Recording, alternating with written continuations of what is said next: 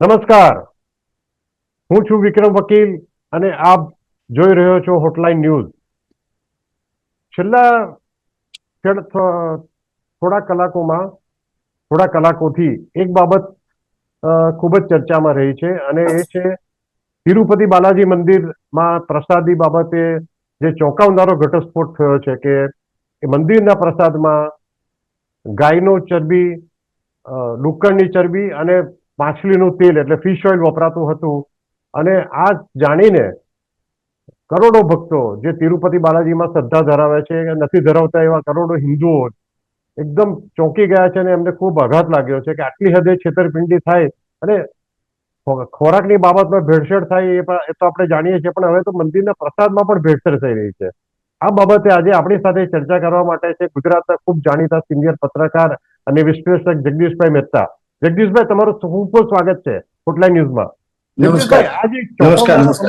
આપણે ચોંકાવનારા સમાચાર જે જાણ્યા, તિરુપતિ બાલાજીનું મંદિરમાં તો કરોડો લોકોની આસ્થા છે અને ખાસ કરીને એક મંદિરના પ્રસાદમાં આ હદે ભેળસેળ થાય એટલે કે ગાયનું માંસના જે ટેલો હોય ચરબીમાંથી બનાવવામાં આવેલું એ અને ફિશ ઓઇલ અને ડુક્કરનું તેલો વપરાતા હોય, તો આ તો કેટલી હદે સ્કેન્ડલસ કહેવાય. વિક્રમ સર, સૌથી પહેલી વાત તો એ કે આ તેલુગુ દેશમ પાર્ટી ચંદ્રાબાબુ નાયડુ એણે આજે આ ઘટસ્ફોટ કર્યો અને એણે ઘટસ્ફોટ કર્યો એનું નિશાન ક્યાં હતું? જગન રેડ્ડીની સરકાર, આની પેલાની એની સરકાર ઉપર, કે એણે આ પ્રસાદ જે છે એમાં આ પ્રકારનું કર્યું. પરંતુ એ વાત અધૂરી છે. સાચી વાત તો એ છે કે જો આ ભેળસેળ હોય તો જગનમોહન રેડ્ડીના સમયથી ચાલે એવું નથી.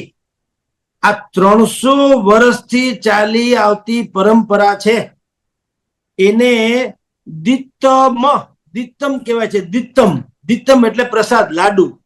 એ લાડુ બનાવવાની પ્રથા 1715ની સાલથી એટલે 300 વર્ષથી આ પ્રથા ચાલે છે અને રોજના 3 લાખ લાડુ બનાવવામાં આવે છે અને 500 કરોડ રૂપિયાનો વકરો છે અથવા તો એના દ્વારા અહીંયા મંદિરના ટ્રસ્ટમાં જમા થાય છે.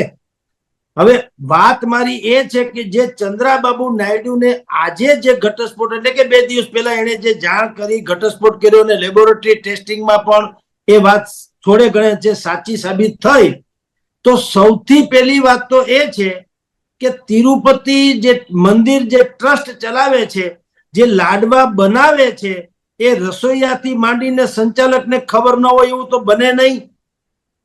કારણ કે એને તો માછલીનું તેલ કે ડુક્કરની ચરબી કે ગૌમાંસ, બીફ કે જે કઈ નાખતા હોય ધારો કે, તો એ સૌથી પહેલી તો રસોઈયાને તો ખબર પડે જ પડે. આજ સુધી એ વાત અકબંધ શું કામ રાખવામાં આવી અથવા તો રહી પણ કેમ શકી? આ પણ એક બહુ મોટો સવાલ છે. કારણ કે આ તો કરોડો હિન્દુ ભક્તોની શ્રદ્ધા ઉપરનો અતુલ્ય એવો પ્રહાર છે. તો સૌથી વધુ જગનમોહન રેડ્ડી કરતા પણ સૌથી મોટા ગુનેગાર હોય તો એ આ મંદિર, તિરુપતિ મંદિરના તથાકથિત જે ટ્રસ્ટીઓ જે છે એ આમાં ગણાય, વિક્રમભાઈ. અને એને અને એટલે આ લડત છે ને એ રાજકીય તો કદાપી બનવી ન જોઈએ. ચંદ્રાબાબુએ ભલે એનો ઘટસ્ફોટ કર્યો, પણ હમણાં જુઓ કોંગ્રેસે શું કીધું? કોંગ્રેસે એને સીબીઆઈ ની તપાસની માંગ કરી કે આની સીબીઆઈ તપાસ કરાવડાવો. હવે ઈ વાત જે છે ઈ તો જો કોર્ટ કબાડામાં હોય જશે તો આનું તથ્ય જે છે એનું ક્યાંય મેળ નહીં પડે. જે લેબોરેટરીઝ જે આ વાત સાબિત કરી છે, લેબોરેટરીઝ ગુજરાતની છે, Gujarat national dairy development board, એની લેબોરેટરીમાં ચકાસવામાં આવ્યું અને એમાં ઈ વાતને પ્રતિપાદિત કરવામાં આવી કે આમાં માછલીનું તેલ ઉમેરવામાં આવતું હતું.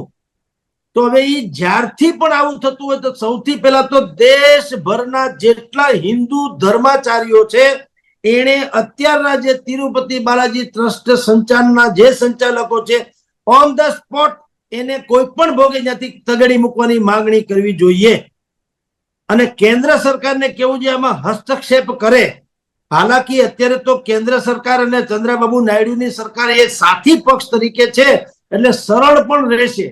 પરંતુ જે કેટલીક વિપદાઓ અહીંયા તિરુપતિ બાલાજી મંદિરના નામે ચાલી રહી છે, જેમ કે દર્શન કરવામાં પણ વીઆઈપી કોટા, પૈસા, લાઈન વગેરે, એના કરતા એવી વ્યવસ્થા કરવામાં આવે કે જેનાથી કરોડો કરોડો હિન્દુ ધર્મના જે ભક્તો છે એની શ્રદ્ધા હચમચી ન જાય. અને એ લોકો, હવે તમે જુઓ વિક્રમભાઈ, ત્યાં દર્શન કરતી વખતે 7-7, 8-8, 10-10 કલાક સુધી લાઈનમાં ઊભું પડે, અને એ અમુક પ્રકારના યુનિફોર્મ પર તો જ મેળ પડે. એમાં વૃદ્ધ, બીમાર કે બાળકો એ કોઈ કાળે એટલો કલાકો સુધી ઊભી ન શકે. તો ખરેખર કરવું શું જોઈએ? મંદિરની ફરતે જો જમીન ન હોય તો સંપાદન કરીને પણ એવી મોટી સ્ક્રીન મૂકવી જોઈએ. ઈ સદેહ જેવું જ થયું ને. અમસ્તાઈ મંદિરમાં જઈને તમને ક્યાં વેંકટેશ્વર ભગવાન એમ તો નથી કહેતા ને આવો જગદીશભાઈ ચા પાણી પીને જાજો. દર્શન હોતા હે. તો લાઈનમાં ઉભીને દર્શન કરવાને બદલે અહીંથી ચારેકોર દેશમાંથી લાખો લોકો, વિદેશમાંથી લાખો લોકો આવે છે, અને એને સમય અવધિમાં ઉભા નહીં રહેવાને કારણે અડધેથી પાછા આવતા રહે દર્શન કર્યા વગર. અને યા તો એ અહીંથી જાય છે 7-7, 8-8, 10-10 કલાકની પ્લેનમાં કે ટ્રેનમાં જાય છે, ત્યાં 10-10, 12-12 કલાક લાઈનમાં ઉભા થાય અને દર્શન ક્ષણ માત્રમાં તમે ઉભા રહ્યો, જેમ તમે મને ને હું તમને અત્યારે જોઈ રહ્યો છું એટલું 1 મિનિટ જોવાઈ જાય આંખના પલકારામાં. ત્યાં બાજુમાં ઉભા બધા ચાલો ભાઈ આગળ, ચાલો ભાઈ ચાલો આગળ. તમે વિચાર કરો, 2-4 દિવસની રજા લઈને કોઈ માણસ ત્યાં જાય છે, 12-15 કલાકની જર્ની કરે છે, 8-10 કલાક ઉભા રહે છે, અને એને એક ક્ષણ પણ જો માંડ દર્શન કરવા મળતું હોય, એના કરતા આ વિશ્વવ્યાપ્ત એવું આ મંદિર છે, તો એને આગળ એવડા મોટા બોર્ડ, બેનર રાખવા જોઈએ ઇલેક્ટ્રોનિક ડિજિટલ ઇન્ડિયા તરીકે, કે ત્યાં 12 માસ 24 કલાક એ દ્રશ્ય થઈ જાય. તો વયોવૃદ્ધ લોકોને કમસે કમ કે ભાઈ આ તો છે, જે કઈ અંદર છે એ તો આ છે, એમાં કઈ ખોટું કે કોઈ પ્રોપરગેન્ડા તો છે નહીં. એટલે આ વાત પણ તમને કહું, આખું જે દેવસ્થાન ટ્રસ્ટ છે એ લોકો આમાં બાકાયદા ભયંકર દોષિત છે, અને આ રીતે પણ આપણને પરેશાન કરીએ. એટલે કેન્દ્ર સરકારે હસ્તક્ષેપ કરીને આ ઘટનાને નજરઅંદાજ કર્યા વગર આને ધડારૂપ સમજીને પણ આ 2 પ્રકારની ફેરફારની બહુ જ જરૂર છે. પેલા તો આ બધા જ લોકોને ખારીજ કરવા જોઈએ, કાઢી જ મૂકવા જોઈએ, અને ત્યાં હિન્દુ ધર્માચાર્યોએ અમુક પ્રકારના લોકો હોય એને જ રાખવા જોઈએ. જેમ કે રામ મંદિરમાં પૂજારી તરીકે રાખવા તો પરીક્ષા લેવામાં આવી હતી, ખબર છે ને? દેશભરમાં કહેવામાં આવ્યું હતું કે બધા અહીંયા તમે આવેદન પત્ર આપો, તમે અમુક પ્રકારની અમારી જે નીતિ નિયમ છે, અમુક ધાર્મિક મર્યાદા છે, અમુક પ્રકારની જ્ઞાનની કસોટી છે, એમાં તમે પાર ઉતરો તો રામની આરતી કરવાને લાયક બનશો. એવી અહીંયા કોઈક સ્ટાન્ડર્ડ મેન્ટેન કરાય એવી વ્યવસ્થા કરવી જોઈએ. જી સર. જી જગદીશભાઈ, આપની વાત એકદમ સાચી છે. અને બીજી એક મુદ્દાની વાત એ પણ આજે આપણે ચર્ચા કરવી જરૂરી છે કે તિરુપતિ બાલાજીમાં તો 10,000 રૂપિયા વીઆઈપી દર્શન માટે ટિકિટ હોય છે એની. અને એ સિવાય પણ તમે આજે જુઓ તો આપણા જે ધાર્મિક સ્થળો છે, મોટેભાગના જેના શ્રદ્ધાળુઓ મોટી સંખ્યામાં જાય છે, શિરડી મંદિર છે, શિરડી સાંઈબાબાનું, એવી જગ્યાએ તો ત્યાં અલગ લાઈન હોય છે, ગરીબ માણસ માટે અલગ લાઈન હોય છે, પૈસાદાર માટે અલગ લાઈન હોય છે. તો આ પ્રથા પણ એક તો બંધ થવી જોઈએ એવું મારું માનવું છે. આપનું શું માનવું છે આમાં? એક કહું વિક્રમભાઈ, આગળ હાવ તમે દેશભરના દેવસ્થાનોમાં હાવ હળવાશ કરાવી દઉં. જે રીતે ચૂંટણીમાં આચાર સંહિતા હોય છે, ચૂંટણી નહીતર રાજકારણ તો હાવથી નિમ્ન કક્ષાનું ક્ષેત્ર ગણાય ને. રાજકારણ બધા આપણે સામાન્ય વાતમાં કહેતા હોય કે ફલાણાભાઈ ની વાત, ભાઈ એના સામે બહુ કરતા ને મોટો રાજકારણી છે એમ કે છે ને. તમે જો ચૂંટણી જેવું હાવ નિમ્ન સ્તરનું ક્ષેત્ર હોવા છતાં એની જો આચાર સંહિતા બહાર પડતી હોય તો મંદિરની એક આદર્શ સંહિતા બહાર પાડવી જોઈએ. અને એ આદર્શ સંહિતા નંબર 1, 2, 3, 4, 5, નંબર 1 જે પોતાના ધર્મને સન્માન ન કરે એને દર્શન કરવાની લાઈનમાં ઉભા નહીં, એને આવવાની જરૂર નથી. જે પોતાના મા બાપની સેવા નથી કરતો એને અહીંયા ઉલ્લુ બનાવવા આવવું નહીં. જે વડીલોની આમન્ય જાળવતો નથી એને ઉલ્લુ બનાવવા આવવું નહીં. જે અમુક પ્રકારની ત્રિકાળ સંધ્યાથી માંડીને જે સામાન્ય નિયમ છે, ભલે તમે મહાન ધર્માચાર્ય ન થઈ જાઓ, પણ તમે વ્યસની હો, વિકૃત, તમે જાતીય પ્રક્રિયામાં સંડોવાયેલા હો, અમુક પ્રકારની ગુનાખોરીમાં હો, સોરી ભાઈ, તો તમે અહીં બહાર રહ્યો, મારે કઈ તમારું સાંભળવું નથી. એવા લોકોને નો એન્ટ્રી એટ ઓલ. આદર્શ સંહિતા એક રાખવામાં આવે કે ભાઈ તમે તમારો મૂળ જે ધર્મ છે, ધર્મ શું હોય છે? ધારયતિ ઇતિહિ ધર્મ. તમે ધારણ કરો તે ધર્મ છો, ભાષણ કરો તે ધર્મ નથી. ભાષણ તો ગૂગલને કાં આપણે ગુરુ નથી કહેતા, નહીતર એની પાસે જ્ઞાનનો ભંડાર છે, પણ તમારા આચરણ શ્રેષ્ઠ હોય તો તમે કરી શકો એમ છો. એમ જો આ બધા જ દેવસ્થાનોમાં અમુક પ્રકારની આચાર સંહિતા કેળવવામાં આવે, સર્ટિફાઈ. હું તિરુપતિ બાલાજીમાં જાઉં તો મારી પાસે મારા ફાધરનો બાકાયદા લેટર હોવો જોઈએ, કોઈ પણ પ્રકારનું પ્રમાણ વિડીયોથી પણ, નહીં તો દબાવીને ઘણા લખાવતા આવે, વિડીયોથી કહી દેવું છે. આ મારા ફાધર ને પૂછો, એ કે મને મારો દીકરો સારી રીતે સાચવે છે, એને મારા હાથ પગ દબાવ્યા વગર સૂતો નથી, ભાવતા ભોજન જમાડે છે અને એ લાયક છે, તો તમને મેં કીધું એમ ગેરંટી, તો હાવ પારવણ થઈ જાય એમ છે. આપણે ત્યાં શું છે વિક્રમભાઈ, આપણે ત્યાં ટુરિઝમ ના નામે આપણે બધા હરવા ફરવા જઈએ. તમે રાજકોટમાં તમે કહો, કોકને કહો કે રવિવારે સીધ ગયા ભાઈ અમે આ વખતે ફરવા ગયા હતા, ક્યાં? ચોટીલા. અરે ભાઈ ચોટીલા કોઈ ફરવાનું સ્થળ નથી, દેવસ્થાન છે, માનો ખોળો ખોલવાનો છે, ત્યાં મસ્તક થવાનું છે. એટલે આપણી જે આ અમુક પ્રકારની ભેળસેળ થઈ ગઈ છે ને, હરવું ફરવું અને યાત્રા, એટલે પ્રવાસ અને યાત્રા, એ બે વચ્ચેનો કઈ તફાવત નથી રહ્યો. તમે ટાટિયા તોડતા જાઓ એ જુદી ઘટના છે, ફરવા જાઓ એ જુદી ઘટના છે, ને યાત્રા જુદી ઘટના છે. યાત્રાના અમુક પ્રકારના નીતિ નિયમો હોય છે, એ નીતિ નિયમો ધર્માચાર્યોએ તમને મને કહેવા જોઈએ કે ભાઈ આ પ્રકારના નીતિ નિયમો હોય તો તમે તિરુપતિ બાલાજી હોય કે 4 ધામની યાત્રા હોય તો જ ફળીભૂત થાય. હવે મારા બાપુજી વૃદ્ધાશ્રમમાં હોય ને હું ન્યા જઈને કાલાવાલા કરવા જાઉં, 4 ધામની યાત્રા ક્યાંથી ફળે? એટલે તો જો એક આચાર સંહિતા મૂકવામાં ધર્માચાર્યો દ્વારા કહેવામાં આવે, આ એના સિવાય ચાલે નહીં, સરકાર બરકારનું કઈ ન હાલે. ધર્માચાર્યોએ પોતાનો અનુયાયી વર્ગ નારાજ થાય એનાથી કમસે કમ પર રહેવું જોઈએ. હવે કોઈને પોતાના અનુયાયી ગુમાવવા ગમતા નથી, જેમ રાજકારણીઓને પોતાના વોટ બેંક ગુમાવવી ગમતી નથી, વેપારીને એનો ગ્રાહક ગુમાવવો ગમતો નથી, એમ સંતો મહંતો કે ધર્માચાર્યો એને અનુયાયી વર્ગ ગુમાવવો ગમતો નથી. આ બધી મિલી ભગતને કારણે તો આપણે હેરાન થઈએ છીએ, કારણ કે સાચું કોઈને કેવું નથી. નારાજ થાય તો આપણી જે તામ જામ ને તાહિરા છે એ ઓછા થઈ જાય એવું હવને ડર છે. નહીતર ન્યા જો આટલું બધું કીડિયારું ઉભરાતું હોય દરેક મંદિરોમાં તો ઘરે ઘરે રામ રાજ્ય ન થઈ જાય. તમે આટલા મોટા ધાર્મિક હો તો ઘરે ઘરે રામ રાજ્ય ન થઈ જાય. તો ઘરે ઘરે કલેશ શું કામ છે? કારણ કે તમે ખોટા છો, દંભ કરો છો કે હું ભક્ત છું, ફરવાના બાને જાઓ છો અને પછી ન્યા લીકરની છૂટ છે પીવાની, ગુજરાતમાં નથી તો પીતાય આવીએ અને ફરતાય આવીએ. આવું બધું જે ઈ ડખો છે. જી સર. હા જગદીશભાઈ, તમે એક બહુ સાચી વાત કરી કે આ જે પ્રસાદીમાં જે ભેળસેળ કરવામાં આવી આ પ્રાણીઓની, અને એ તો કેટલા ઘણા વખતથી જ થતી હશે, આ તો હમણાં તપાસ કરી એટલે બહાર આવ્યો આપણો. તો આ ફક્ત તિરુપતિ બાલાજી જ નહીં, જ્યાં બીજા ધાર્મિક સ્થળોએ પણ જ્યાં જથ્થાબંધ મોટી માત્રામાં પ્રસાદ બને છે ત્યાં પણ આ આવી ભેળસેળ થઈ હોવાની શક્યતા છે. આપણે ત્યાં જ અંબાજીના મંદિરમાંથી થોડા મહિના પહેલા આપણે આ વિવાદ થયો જ હતો કે એમાં ઘી હલકી ક્વોલિટીનું ઘી વાપરવામાં આવ્યું હતું. આ તમે માનો છો કે આ જે ટ્રસ્ટી મંડળ છે આ બધા ધાર્મિક સ્થળોના, એ પણ એક પાવર સેન્ટર બની ગયા છે કે પૈસા કમાવાનું પણ એક સાધન બની ગયું છે. એમાં જે કોન્ટ્રાક્ટ આપવામાં આવે છે, આજ તિરુપતિ બાલાજીના જ આ કિસ્સો થયો, આજે વાંચતો હતો એક વેબસાઇટ પર, એમાં હતું કે જે અગાઉની સરકારે જે ઘીનો કોન્ટ્રાક્ટ જે કંપનીને આપ્યો હતો એમાં એને ભાવ વધારો માંગ્યો એટલે ના પાડી કે ભાઈ, એટલે પેલી કંપની એમ કહ્યું કે અમે ક્વોલિટી આપશું, અમે ક્વોલિટીમાં બાંધછોડ નહીં કરીએ.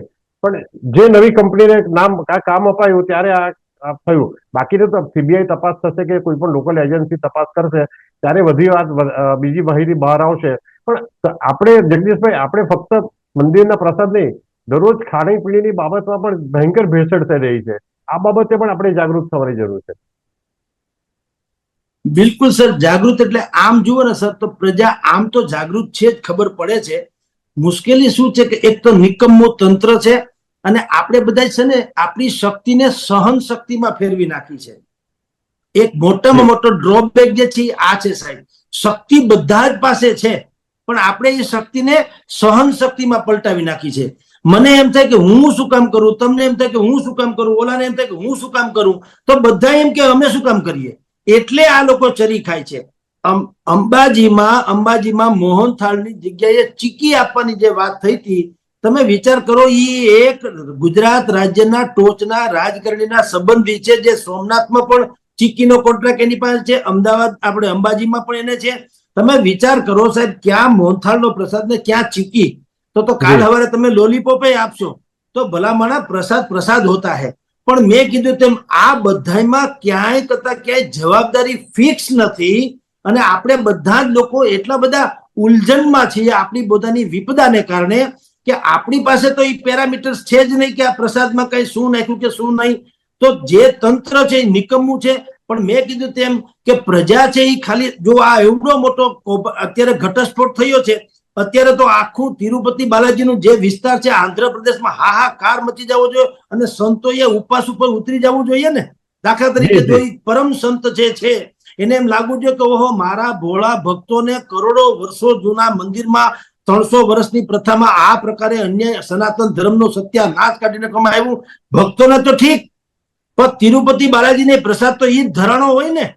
તમે ગૌ માંસ કે બીફ ના આધારિત અથવા તો ચરબી ડુક્કરની હોય કે માછલીનું તેલ હોય એના પ્રસાદ જો ત્યાં ધરાવવામાં આવ્યો તો એ કેટલી મોટી આભડછેટ જેવી વાત છે. પણ તમે જુઓ એક પણ ધર્માચાર્યનું રૂવાડું ફેરક્યું છે. ચંદ્રાબાબુએ કીધું, જગન્નાથ રેડ્ડીએ અને કોંગ્રેસે ખુલાસો આપ્યો, મામલો હાઈકોર્ટ ને સુપ્રીમ કોર્ટ સુધી જવાનો. પોલિટિકલી એનો વિરોધ થાય છે. સંત મહાત્મા કઈક બોલતા નથી, ધર્માચાર્યો બોલતા નથી, કથાકારો બોલતા નથી, અખાડાના મહામંડલેશ્વરો બોલતા નથી, વિવિધ મંદિરો જે છે દેવસ્થાનકો દેશભરના શ્રેષ્ઠતમ જેમ કે અયોધ્યાનું રામ મંદિર, આ પ્રસાદ ત્યાં પણ ધરવામાં આવ્યો એવું કહેવાય છે અહીંથી લઈ જઈને. તો તમે વિચાર કરો કે આ બધા ધર્મસ્થાનકો કમસે કમ એક દિવસ જેમ કોઈ બહુ મોટો નેતા એનું અવસાન થાય ને જેમ રાષ્ટ્રધ્વજને અડધી કાઠીએ ફરકાવે એવી રીતે તમામ ધર્મ સ્થાનકોએ આ બાબત જો સાચી હોય તો એને પોતાની ધજા એક એક્સ્ટ્રા ધજા રાખવી જોઈએ. ભલે ઓલી જે પરંપરાગત ભલે જે તે સ્થળે ફરકાવે, પણ સ્પેસિફાઈ એક ધજા અડધી કાઠીએ ફરકાવી અને ઉપવાસનું બધા જ ભક્તોને કહેવું જોઈએ કે પ્રાયશ્ચિત રૂપે બધા આજે અમારે ત્યાં દર્શન કરવા ભલે લાખો લોકો આવે, અમારે ત્યાં 12 માસ જમણવાર છે જ, રસોડું ચાલુ જ છે, પણ આના માનમાં કે શોકમાં અમે લોકો આજે પાણી પણ કોઈને નહીં આપીએ. સતાધાર, તુલસીશ્યામ, બાણેજ, કનકાઈ, ચોટીલા, અંબાજી, જ્યાં પણ હોય ત્યાં અંબાજી ઠેઠ અયોધ્યા સુધી એક દિવસની ઉપવાસની જાહેરાત જો કોઈ મહાન સંતો દ્વારા સનાતનના પ્લેટફોર્મ ઉપરથી કરવામાં આવે ને સમગ્ર દેશના ભક્તો બાકાયદા ઉપવાસ આંદોલન કરે સાહેબ, તો એની ઇફેક્ટ પડે અને તો અસર થાય, નહીતર ખાલી આ પોલિટિકલી વિવાદ થશે. જગદીશભાઈ, તમારી વાત એકદમ સાચી છે અને હું 100% સંમત છું કે આટલા કલાક નીકળી ગયા આ માહિતી બહાર આવ્યા પછી એક પણ શંકરાચાર્ય નિવેદન આપ્યું નથી. કોઈ હિન્દુ સંત, તમે જે કહ્યું કે મહંતો સંતો છે, કોઈ નેતાઓ હિન્દુ નેતાઓ આ બાબતમાં ખુલીને વિરોધ કર્યો નથી કે ભાઈ આટલી હદે કોઈને આઘાત લાગે એવું લાગતું જ નથી. આટલી મોટી ઘટના બની છતાં હજુ બધા ઊંઘમાં છે એવું લાગે છે. વિક્રમભાઈ સર, એ એટલા માટે આપણને આપણી જાત ઉપર, આપણા સનાતન ધર્મ ઉપર એટલો બધો મદાર કે એટલો બધો ગર્વ નથી જેટલો આપણે વિધર્મીને ટીકામાં કરીએ છીએ ખોટે ખોટી. તમે લખી રાખજો સાહેબ, જો દુશ્મનમાં પણ સારી વાત હોય, આ તો કમસે કમ મુસલમાન સમાજ આખો તો દુશ્મન છે નહીં, કેટલાક લોકો જે બગાડે છે, તો આની પાસેથી શીખવા જેવું છે કે તમે મુસ્લિમ સમાજનો કોઈ પણ કડિયા કામ કરનારો, પ્લમ્બર કામ કરનારો કે ફર્નિચર કરનારો માણસ હોય, તમારા ઘરે ફર્નિચર કરવા આવશે ને 5 વખતની નમાજ પડશે અને પડશે. મારે ત્યાં મારા ઘરમાં ફર્નિચર કરવા આવ્યો તો ભાઈ બહાર ઘડીએ બહાર જાય, અંદર આવે બહાર જાય. મેં એને પૂછ્યું, મોહમ્મદભાઈ નામ હતું, ભાઈ તમે સીધ જાઓ. મને એમ કે બીડી સિગરેટ પીવા જતા હશે. મેં એને કીધું, મોહમ્મદભાઈ તમે ઘડીએ સીધ જાઓ, ચા પાણી પીવું હોય તો અમે બનાવી દઈએ, બીડી પીતા હોય તો બહાર પી. કે ના સાહેબ, અમારે નમાજ પડવાની હોય છે 5 વખતની, એટલે હું તમારી જ્યાંથી બહાર નીકળી ઘરની બહાર ને તમારા બગીચામાં નમાજ પઢાવું છું અને પઢું છું. મેં એને કીધું કે તમારી નમાજ છે એ તો ખુદાની બંદગી છે ને, તો એ તમારા ખુદાને અમારા ભગવાન આમ બધું એક તંત્ર મારા ઘરમાં પઢો નમાજ. મેં એને મારા ઘરમાં નમાજ પઢવાની છૂટ આપીને મહિનો દિવસ નમાજ પઢ્યા પણ ખરા. મેં કીધું અગર કુછ મર્તબા ચાહે તો જા કુરબત પે પીરો કી કઝા કો મિટા કે રખ દેતી હૈ દુઆએ રોશન જમીરો કી. કોઈ ફરક નહીં, અલબત્તા તમારા ખુદા છે, અમારા ભગવાન છે, બધું એક છે. આપણે ઓવેસી ને તોગડિયાની નજરે નહીં જોવાનું, આપણે બધા એક થઈને રહેશું તો મેળ પડશે. એ જ સેન્સમાં હું આપને કહું છું સાહેબ કે જો આવી રીતે આપણે આપણા ધર્મનું પાલન કરીએ તો આપણને લાગી આવે. આખા દેશમાં આપણે સનસની તો ખાલી લખીએ છીએ, ટીવીમાં બોલીએ છીએ, ક્યાંય કરતા ક્યાંય કોઈ ધર્માચાર્ય ઉપવાસ આંદોલનની, કોઈએ બીજી કોઈએ પોતાને પ્રાયશ્ચિતની, કોઈ વિશ્વ હિન્દુ પરિષદથી માંડીને હિન્દુ કહેવાતા સંગઠનોએ ક્યાંય કરતા ક્યાંય આનો વિરોધ વંટોળ ક્યાંય જોયો સાહેબ? કશું જ નહીં. એક ઇવેન્ટ તરીકે, એક ઘટના તરીકે ચંદ્રાબાબુ અને જગનમોહન રેડ્ડી, ચંદ્રાબાબુ અને જગનમોહન રેડ્ડી. અરે ભાઈ, ઈ છોડો પોલિટિક્સ, પણ તમારી શ્રદ્ધા ઉપરનો કેવડો મોટો આ પ્રહાર કહેવાય. 300 વર્ષથી તમને જો આવું માછલીના ડુક્કરનું કે બીફનું ખવડાવતો અને ભગવાનને ધરતા હોય તો હદ થઈ ગયા. આને તો ગંગાથી નવરાવવું પડે આખા મંદિરને. હું તો આખા જ્યાં પણ આ સંકુલ આવ્યું છે આખા સંકુલને સાફ કરવું પડે અને આ બધા જ પાપી લોકોને હટાવવા પડે. પણ એવી માગણી કોણ કરે? આ એકમાત્ર આપે જે કીધું તેમ સાહેબ, શંકરાચાર્યોનું ખામોશી જે છે, શંકરાચાર્યોની ખામોશી એ બીજા બધાને બોલવા પ્રેરે છે અને બધાય પોતપોતાની દુકાનો ચલાવે છે. મૂળ ઠેકેદાર કે આપણા ખરા અર્થમાં આપણા ધર્મના રક્ષક હોય એ શંકરાચાર્યો છે. પણ તમે જુઓ, કોઈ પણ રાજકારણીઓની તમે રેલી આખા દેશમાં સાંભળશો કે આજે અમદાવાદમાં ફલાણાભાઈની, ઢીકણાભાઈની, મહારાષ્ટ્રમાં ઓલી કો રાની બધાની રેલી રેલા બધું આપણે સાંભળશું. ક્યાંય શંકરાચાર્યની ભાષણની ધર્મ સભાઓનું આયોજન નહીતર એને શું કામ મઠમાં બેઠું રહેવું જોઈએ? એના જેવું જ્ઞાન તો કોઈ પાસે નથી. ઓરિજિનલ જ્ઞાન છે. બાકી બધા તો ચલતા પુરજા છે. બાકી બધા ગૂગલ ગુરુઓ છે. એમ તો હું ધારો કે આગળ ક્યાંકથી મેળવી લઉં 5 વાતો તો હું કોકને ભૂરકી છાંટી શકું, પણ એનાથી શું? જ્યારે કે શંકરાચાર્યો જે છે એ તો તપસ્વી છે, એ સિદ્ધ વાત છે. શંકરાચાર્ય શાસ્ત્રો આધારિત વાત કરે, એની વાતને કોઈ પોલિટિકલી લે નહીં. પણ એ 4 શંકરાચાર્યો થી માંડી અને જેટલા ધર્માચાર્યો કથાકારો છે, કોઈ કરતા કોઈને આપણું ઉલઝન આવું થયું, પેદા થયું જનૂન. તમે જુઓ, પરદેશમાં એક મોહમ્મદ સાહેબનું કાર્ટૂન દોરવામાં આવ્યું હતું ટેબ્લો મેગેઝિનમાં. તો તમે જુઓ, આખા ઈ દેશ જુદો હતો અને આપણા ભારતને આમ જુઓ તો કાંઈ લાગે વળગે નહીં. પણ દેશભરના મુસ્લિમ સમાજે જે તે જિલ્લા તાલુકા મથકે મામલતદારથી માંડીને કલેક્ટર સુધીના અને મુખ્યમંત્રીથી માંડીને PM સુધીના બધાને લાખો કરોડોની સંખ્યામાં ભેગા થઈને આવેદનપત્ર આપીને એનો વિરોધ દર્શાવ્યો હતો કે ભાઈ પોલેન્ડમાં કે એમાં ક્યાંક એ જે નેન્સી હેલ્ડબોક એવું એક નામ હતું મેગેઝિનનું, જી, ઈ મેગેઝિનમાં આવું કાર્ટૂન છપાણું હતું, ગુસ્તાખી ભર્યું, તો બધા જ મુસ્લિમ સમાજ ઘર બહાર નીકળી ગયા હતા અને એને વિરોધ કર્યો હતો. આપણે અત્યારે એવું થવું જોઈએ. અત્યારે જયારે કે તિરુપતિ બાલાજીમાં થયું તો દેશભરમાં ચારેકોર જે પોતાની જાતને હિન્દુના ધર્મ રક્ષક કહે છે, પ્રચારક કહે છે, અથવા તો મારા તમારા જેવા જે સનાતન ધર્મને માનનારાની વાતો કરે છે, એને એક દિવસનું પ્રાયશ્ચિત જાહેર કરવું જોઈએ મનોમન. ભલે મને કોઈ કહે કે ન કે, હું એમ કહું ઘરે કે મારે આવતીકાલે નથી જમવું, જાહેર કરવાનું બધાએ કે એક દિવસ બધા ભૂખે તરસે રહ્યો, આપણે પ્રાયશ્ચિત કરીએ, ભગવાનની ક્ષમા પ્રાર્થના કરીએ કે જાણે અજાણે અમારા ત્યાં સહન કરવાની શક્તિ તો હતી પણ એને સહનમાં પલટાવી નાખી. પણ હવે અમે નક્કી કરીએ છીએ એક દિવસના ઉપવાસ પછી કે તિરુપતિ બાલાજીનો આ જે આખો સ્ટાફ છે એને યા તો બદલાવી નાખવામાં આવે, યા તો અમારું મોનિટરિંગ રહે, યા ધર્માચાર્યો જે છે એના અંડરમાં બધું થાય અને આવું કોઈ પણ પ્રકારની ગફલત ન થાય. અંબાજીમાં શું થયું સાહેબ? અંબાજીમાં ખાલી ચીકી ને મોહનથાળ એટલો વાત નતું. ભગવાનને જે ઘરેણા, ત્યાં 12 દુકાનો છે, ચાંદીના છત્તર તમે હું ચાંદીના ભાવે લઈએ હતા એ સ્ટીલના ને ટીનના. બોલો હવે કેવું કહેવાય? પછી જે સાડી તમે કે હું માની ચુંદડી છે માનીને ત્યાંથી ખરીદી લઈએ 200-500 રૂપિયાની, અને આપણે તો પૂર્ણ શ્રદ્ધાથી માતાજીને આપીએ, દૂર દૂરથી આવ્યા હોય બિચારા, એને શું ખબર? હવે એ પાછલે બારણજી પાછી એની સાડી દુકાનદાર પાસે આવી જાય અને દુકાનદાર એની સાડી આમને ફેરવા કરે. હવે આ ભયંકર પાપ નથી? અને વિચાર કરો, એક વિચાર ઈ પણ આવે કે જો ક્યાંક સત્ય કે સાચ જેવું હોય તો આ લોકોને તો પેલી સજા થવી જોઈએ ને. એ લોકો તો જીવતા ખદબદી જવા જોઈએ. હવે એ નથી થતું, એનો અર્થ એમ છે કે આપણી શ્રદ્ધા યા તો વધારે પડતી છે યા તો આમાં કઈક ખામી છે. કારણ કે પાપીઓને ભગવાન કોઈ સહન કરે ખરા? તિરુપતિ બાલાજીમાં આપણે માથાના વાળ ઉતારી નાખીએ છીએ, આપણે એમ માનીએ છીએ કે ન્યાય એક વખત દર્શન થઈ જાય આપણા ભવના દુઃખ હરાઈ જાય છે. પણ આ જે પાપી લોકોએ આટલું હદે પાપ કર્યું છે એનું કઈ થયું તો નથી. એ તો એ ટેસડા કરે છે, આ તો કૌભાંડ ખુલ્યું એટલે વાત છે. એટલે સવાલ એ છે કે આ બધું શું કામ થયું છે? આપણે આપણા ધર્મ પ્રત્યે એટલા બધા કટિબદ્ધ નથી જેટલા હોવા જોઈએ. એને કારણે આ બધી જ ગફલત થઈ રહી છે. અને તમે જે કીધું બિલકુલ સાચું છે. તમામ ધર્માચાર્યો, તમામ મંદિરના મઠ કે તમામ પૂજારીઓ કે કોઠારીશ્રીઓ કે જે ગણો તે, કોઈને પોતાના, આપણી ભાષામાં કહીએ તો ઘરાગ, એની ભાષામાં કહીએ તો અનુયાયી, કોઈને પોતાનો અનુયાયી વર્ગ ગુમાવવો ગમતો નથી. એટલે બધા થાબડભાણા કરે છે. કડવી છતાં સત્ય વાત કોઈ કરતું નથી, એટલે આવા ગપલા ચાલી રહ્યા છે. જી સર. જી જગદીશભાઈ, હવે બીજી એક વાત છે કે આપણા જેટલા ધાર્મિક સ્થળો જેવા છે જ્યાં વધારેમાં વધારે શ્રદ્ધાળુઓ જાય છે, જ્યાં ભેટ સોગાદો વધારેમાં વધારે ચઢાવો થાય છે, જ્યાં આપણે કરોડો રૂપિયાનો, હજારો કરોડ રૂપિયાનું જ્યાં જેનો આખું ટ્રાન્ઝેક્શન થાય છે. તો એવી જગ્યાને ટ્રસ્ટી મંડળમાં આવવા માટે પણ જાત જાતના કાવા દાવા થાય છે. આપણે થોડા મહિના પહેલા જ જોયું કે મહુડી તો જૈનનું સ્થળ છે, છાપાઓમાં બંને પક્ષો દ્વારા નોટિસો દિવસો સુધી ચાલી, પોલીસ કેસ થયા. કેમ? તો કે ભાઈ એ મહુડીનો વહીવટ કોણ કરે, એમાં જવાબદારી કોણ લે અને પાવર કોની પાસે રહે, એના માટે ઝઘડા ચાલતા હતા.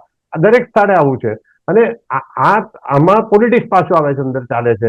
અને આ બાબતે પણ આપણે મને એમ લાગે છે કે પૈસાનો વ્યવહાર જે ત્યાં આવે ત્યાં પ્રોબ્લેમ ઉભો જ રહેવાનો, એટલે એ બાબતનો કોઈ રસ્તો નીકળી શકે? સાહેબ, રસ્તો તો એક જ નીકળે, બાકી નીકળવાનો નથી. સવાલદાર જનતાને જ જવાબદાર તંત્ર મળે. આપણે બધા ફરવા હરવા, જો મહુડીમાં ધારો કે મારે મહુડી જવું હોય તો જુઓ આપણે કેવા શોર્ટકટમાં કરીએ છીએ. ન્યા મારો કોઈ પરિચિત હોય, હું એને ફોન કરું અને એ મને વહેલો દર્શન કરાવી દે, બીજા બધા લાઈનમાં જે હોય તે. કારણ કે હું કઈક વીઆઈપી છું, મારો ઓળખીતો છે, મને દર્શન કરાવી દે, એટલે આપણે એની એબ ઢાંકી દઈએ. એની ખરાબી, જ્યારે કે ખરાબી આપણે ખુદ કરીએ છીએ. નહીતર ઈ આપણને ધારો કે ફોન કરે કે સાહેબ તમે આવો, તમને વહેલા દર્શન કરે, તમારે આપણે એમ કેવું જોઈએ નૈતિક રીતે કે ભાઈ ઈ ખોટું, કારણ કે હું વીઆઈપી છું એટલે મને તમે પેલા દર્શન કરાવો છો, પણ એ ભાઈનો વાંક શું છે, બિચારો લાઈનમાં ઉભો છે. એટલે યા તો મારે વહેલા આવીને લાઈનમાં ઉભવું જોઈએ, યા તો તમારે એને દર્શન ન કરવા દેવા જોઈએ. કે આપણે બધા જ લોકો દંભ તરફ વધુ જઈએ છીએ. અને મેં આપને ન્યા વાત આપણી ટેકનિકલ અટકી ગઈ કે સવાલદાર પ્રજાને જવાબદાર તંત્ર મળતું હોય છે. આપણે ક્યારે સવાલદાર બન્યા નથી, સગવડીયો ધર્મ બહુ પાળવા માંડીએ છીએ. એનું આ પરિણામ છે કે આપણી શ્રદ્ધાને કારણે આ મંદિર દેવસ્થાન આટલું મોટું થયું છે. શ્રદ્ધાને કારણે અબજો કરોડો રૂપિયાની આવક થાય છે. શ્રદ્ધાને કારણે તમે લોકો ભગવાનની જેમ પૂજા, તમે એટલે ટ્રસ્ટીઓ ભગવાનની જેમ પૂજાય છે. શ્રદ્ધાને કારણે તમારે ત્યાં પોલિટિશિયન્સ આવે છે અને તમારા બધાના કામ થાય છે. એ આફ્ટર ઓલ બધું કોને કારણે છે? મારા અને તમારા જેવા સામાન્ય માણસો જે છે એની શ્રદ્ધાને કારણે. નહીતર ગમે તેવું દેવસ્થાન હોય, આગળ લોકો ત્યાં એક પણ માણસ ન જાય તો શું થાય? એ આગળ ભૂખે મરે. પણ આપણે લોકો ત્યાં જઈએ છીએ, પણ મેં કીધું થોડી ખામી આપણી પણ છે કે આપણને કોઈ વીઆઈપી ટ્રીટમેન્ટ આપી દે એટલે આપણે એની જે કઈ એબ હોય ખુલ્લી ન કરીએ, આપણે ઢાંકી દઈએ. આપણે એટલે જે કોઈ લોકો આનો ગેરલાભ લેતા હોય તે. બિલકુલ તમારે ભગવાનને ત્યાં જવું હોય તો તમારે બિલકુલ કેવળ શિવ અને જીવ એવી રીતે તમે જાઓ, વીઆઈપી તરીકે નહીં. ભગવાન में वीआईपी क्या होता है? એવું તો હોય નહીં ને. પણ આપણે એ મૂળ પાળતા હું કામ નથી? આપણને એ પાલન કરવાની પદ્ધતિ કોઈએ શીખવાડી નથી. હવે માં સંસ્કાર આપે એ જમાનો વયો ગયો, કારણ કે માં અને બાપ બે મહેનત કરે બિચારા આખો દિવસ, ત્યારે તો રોટલા ભેળા થાય.